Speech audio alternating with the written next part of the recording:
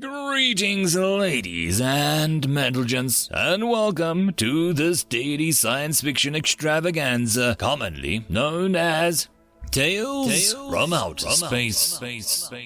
Taken from the subreddit HFY. All the relevant links will be down below. And, as always, I hope that you enjoy. And if you do, please consider supporting the channel. On to the science fiction. Story number 1. The Invasion of Earx. Written by Fermi's Folly. Megaclick 1. Mistress Fleet Conductor Vaxen unconsciously preened her pedipalps with her small upper arms, a nervous habit from childhood. The breeding rights of her entire genetic lineage would be impacted by the outcome of the endeavor, whether it was successful or not. Her duty pulled her innards like a strong gravity. The invasion was a small task, but it cast such a long shadow. The first place of the invasion would be a short but critical, and early orbital resistance must be crushed with an overwhelming force. The aliens must be made to understand the bleak futility of their situation. They must be demoralized into submission. It would be easier on them in the long run. According to sensor diviners, the Earxlings had cobbled together some rudimentary orbital defenses, contrary to the initial reports that they had none whatsoever. This meant that it was possible, although still unlikely, that the war fleet had been detected in advance. Of course, if the fleet hadn't been detected, that would mean that the initial scouting reports were inaccurate enough to have missed the Earxlings' orbital defenses entirely. The fleet conductor preened her pedipalps. It was irrelevant in any case. She soothed herself. At their level of technological sophistication, there was nothing the native Earxlings could do to stop the inevitable. The fleet pressed forward. The Earxlings' orbital satellite attacked, firing low-wattage lasers without even basic courier fields. Each blast was satisfyingly dispersed by the lead ship's shields in rainbow bursts of color. Such weapons had no hope of penetrating the shields of the Zo categorization strife cruiser. All Earxlings accomplished was to give the adjacent shield tenders a little practice and demonstrate themselves to how hopeless their situation was. One by one, the satellites targeted and destroyed with precise shots from the strife cruiser's secondary weapons. The humans had accomplished nothing with them besides an expenditure of resources. This was precisely the kind of overwhelming force the fleet conductor had been hoping to demonstrate. "Mistress Fleet Conductor," shouted one of the sensor diviners, his forearms working frantically at an elaborate console booming out in front of him. "I've divined several detonations within the Earxling satellite network." "More attack satellites?" asked the fleet conductor. "No," replied the sensor diviner. "It appears to be sabotage." "Let them destroy their own satellites then," said the fleet conductor. "We have no need for their piddling atomic age technology."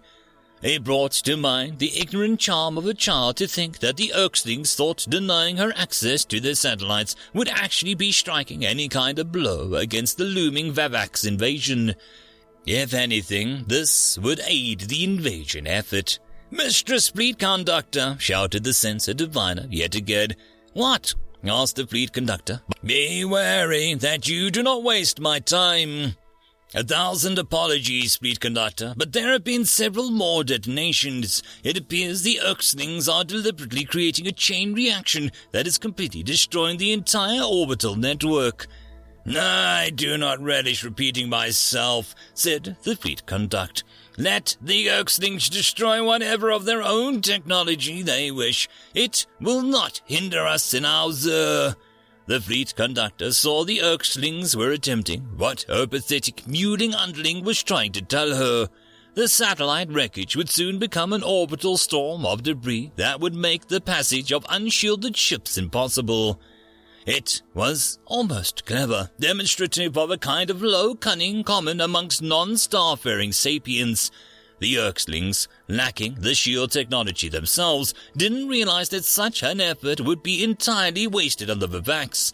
It wouldn't stop her encroachment skiffs.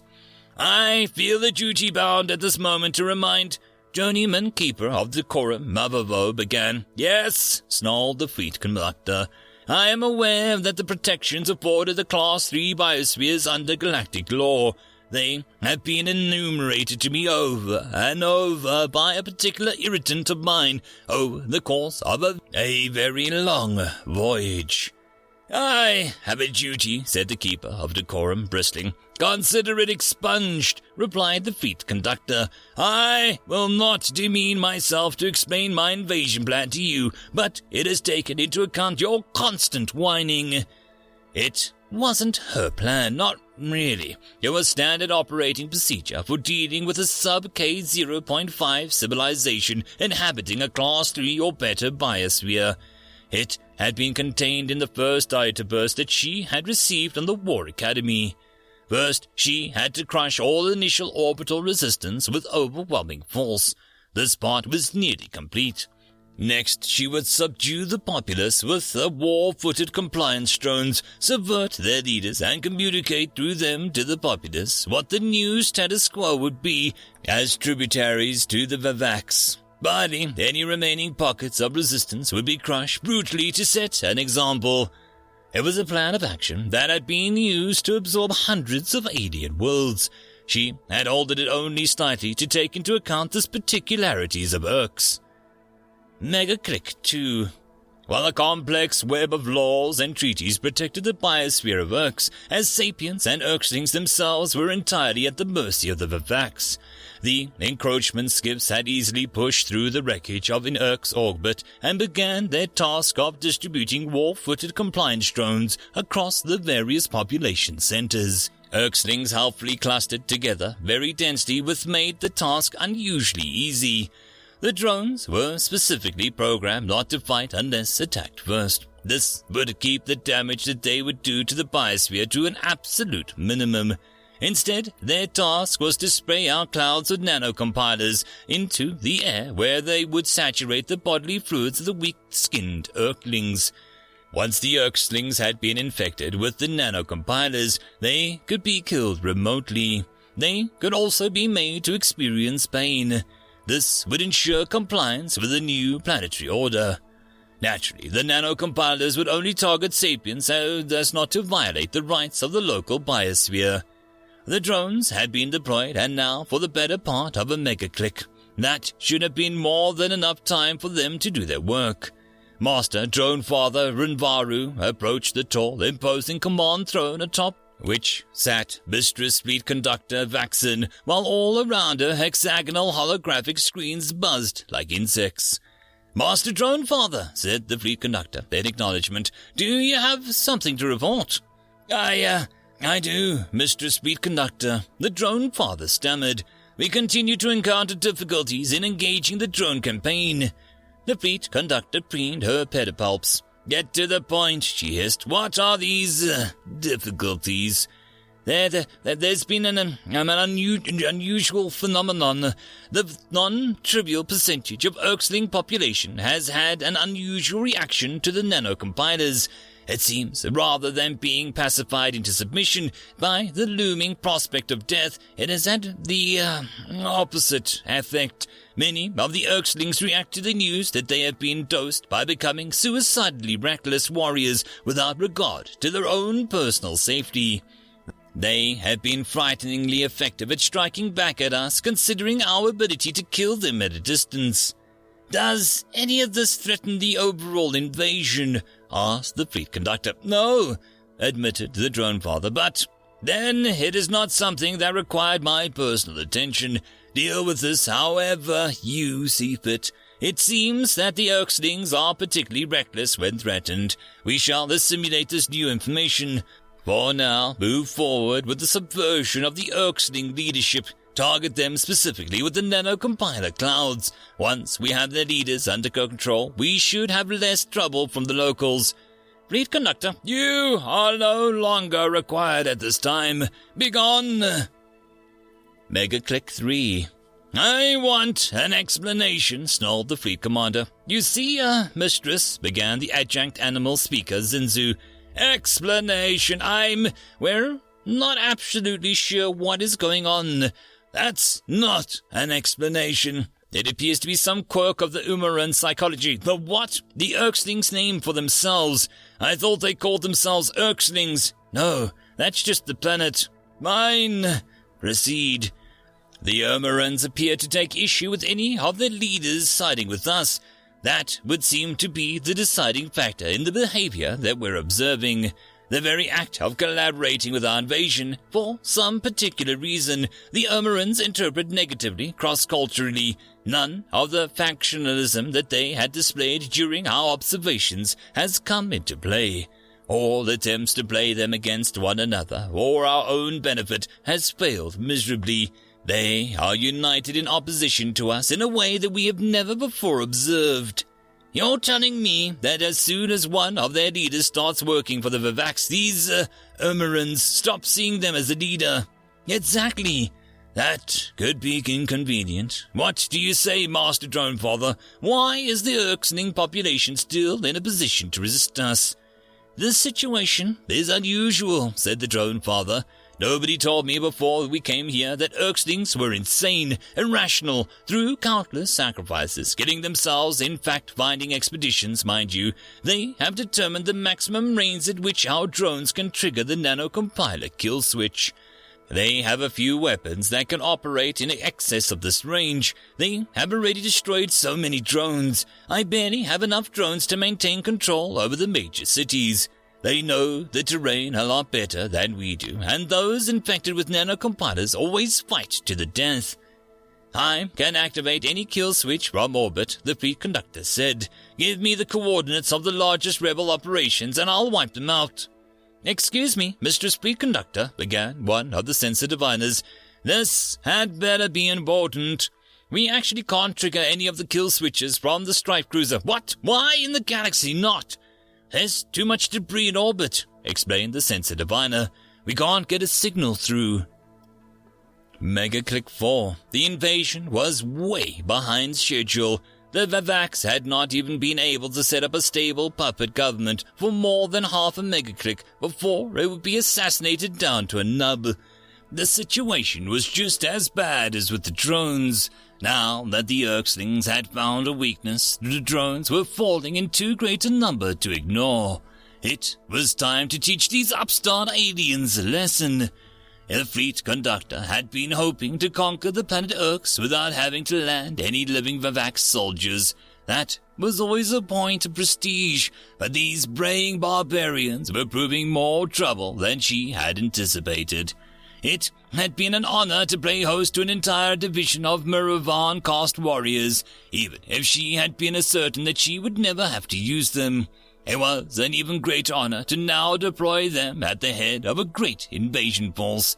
This would be a footnote with which the fleet conductor stomped out the last remnants of the human resistance.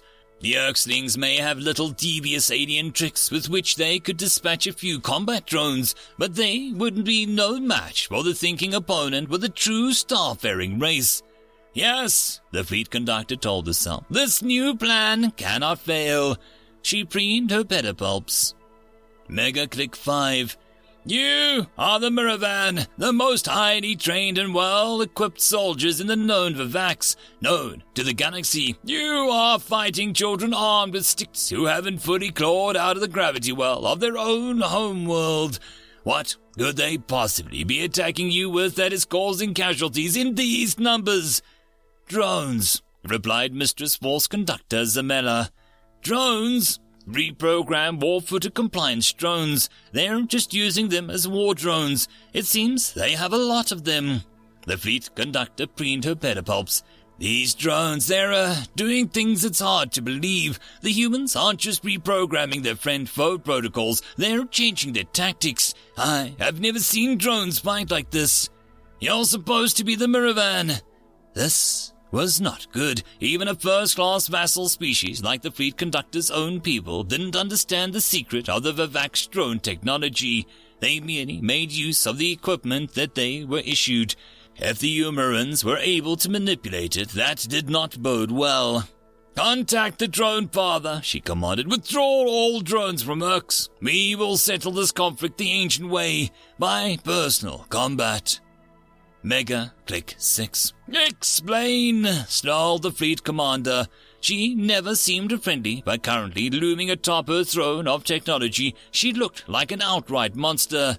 Adjunct animal speakers and Zoo clacked her tiny feeding hands inside his mouth, a nervous habit from childhood. We always knew that the Omerans had to split the atom.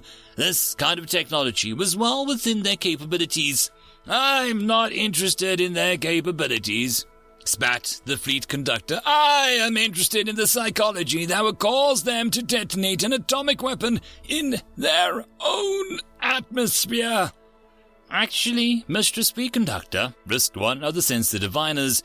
Reports have come in of a second atomic detonation. They're insane! They're suicidal! What is wrong with them? Ranted the Fleet Conductor. I feel bound at this point to remind you, began the journeyman keeper, Decorum Bavavo, that any damage done into the biosphere of Earx during this invasion will be a legal liability of a Vax, regardless of which side caused it. As outside aggressors, we have even expanded duty to care for the biosphere. I know that, snapped the fleet conductor. Don't you think I know that? She preened her pedipalps.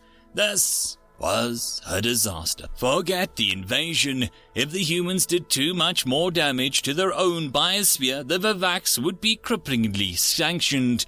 There would be a Raxel to pay back home. Forget her genetic line. Her entire people would be demoted in status.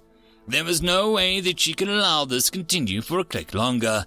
She had to salvage what she could from the situation. Begin the general withdrawal, she announced. Pull every asset we have on the planet immediately. I want the entire fleet ready to leave the system as soon as possible. Day 246. It had been moved to a large custom-built warehouse in the Great Expanse. The invading aliens had their own name for the machine, something that it was hard to pronounce, but it was obviously an invasion ship of some kind. These were black monoliths that blotted out the sun and brought with them the hated compliance drones. The scientists and engineers in the warehouse, a gathering of some of the best minds left in the ruins of the world, weren't brought here to study the alien war tech. No, the war had taught humanity much about that already. They were here to study something else that the wrecked ship had to teach. FTL. End of story. And that, my friends, concludes this dose of science fiction fun. I hope that you enjoyed. And if you did, please don't forget to support the author from the link down below. But if you want to support this channel, there are links as well down below for you to help with. But the easiest way would be to share this video. And if you are so inclined, subscribe as well. I will see you all in the next episode, and I hope that you all have a fantastic time until then. Cheers.